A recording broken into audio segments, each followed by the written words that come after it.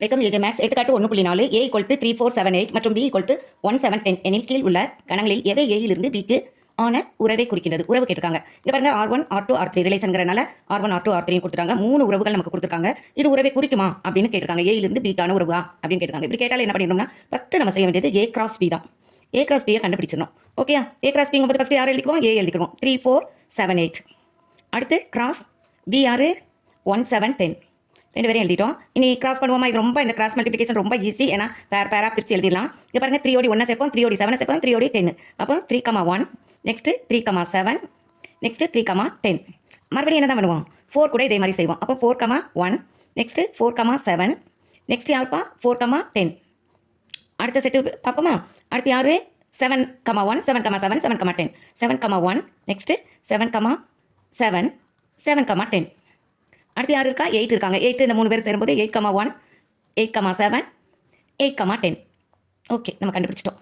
யாரை? இந்த a cross b தெரியும். இனிமேல் இந்த ரிலேஷன்ஸ் எப்படி இருக்குன்னு பார்ப்போமா? ஃபஸ்ட்டு ஏலேருந்து பிக்கான உறவா அப்படின்னு பார்க்குறப்ப ஃபஸ்ட்டு r1 எடுத்துக்கிறேன். r1 யாரெலாம் இருக்காங்க?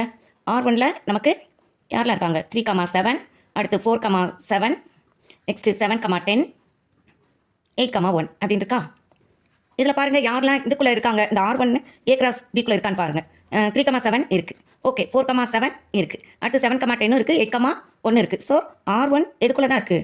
சப்செட்டாக a cross b தான் அப்படின்னு சொல்லிடலாம். அதனால் நம்ம r1ங்கிறது ஏலேருந்து பிக்கான உறவாக இருக்கும். அப்போ நம்ம உறவுன்னு சொல்லிடுவோம். r1ங்கிறது உறவுன்னு மட்டும் நான் எழுதுறேன். ஓகேயா? அடுத்து செகண்ட் பாருங்கள். Second r2. இந்த r2வை நான் எழுதலை, இதுலேயே நம்ம பார்த்துக்கிடுவோம். ஏன்னா டைம் ரொம்ப ஆகுது. r2 வந்து உறவு இல்லையா அப்படிங்கிறத மட்டும் சொல்லிடுவோம். ஓகேயா? இங்கே பாருங்கள், r2ல் 3, 1 இருக்குது. 4, 12 நிச்சயமாக 12 இங்கே இல்லவே இல்லை. அப்போ என்னது? 4, 12ங்கும் போது 4, 12 எதில் இல்லை? r2ல் இருக்குது. ஆனால் எதில் இல்லை? a cross b-ல இல்லை. அப்போ 4, 12 does not belongs to a cross b. இவ்வளோ சொன்னால் போதும். அதனால் r2 என்னவா இருக்காது? ஏலேருந்து பிக்கான உறவாக இருக்காது. உறவு இல்லைன்னு சொல்லிடுவோம். ஓகே, அப்படி சொன்னாலே போதும். நெக்ஸ்ட்டு தேர்ட் சம் பாருங்கள். தேர்டு என்ன கொடுத்துருக்காங்க? r3 செக் பண்ணுவோமா? 3, 7 இருக்குது. 4, 10 இருக்குது. 7, 7 இருக்குது. 7, 8 எங்கே? 7, 8 காணும். ஓகே, அப்போ 7, 8 அதில் இல்லை. அப்புறம் இன்னும் யாராட்டும் இல்லையான்னு பார்ப்போம். 8, 11 நிச்சயமாக 11 கிடையவே கிடையாது.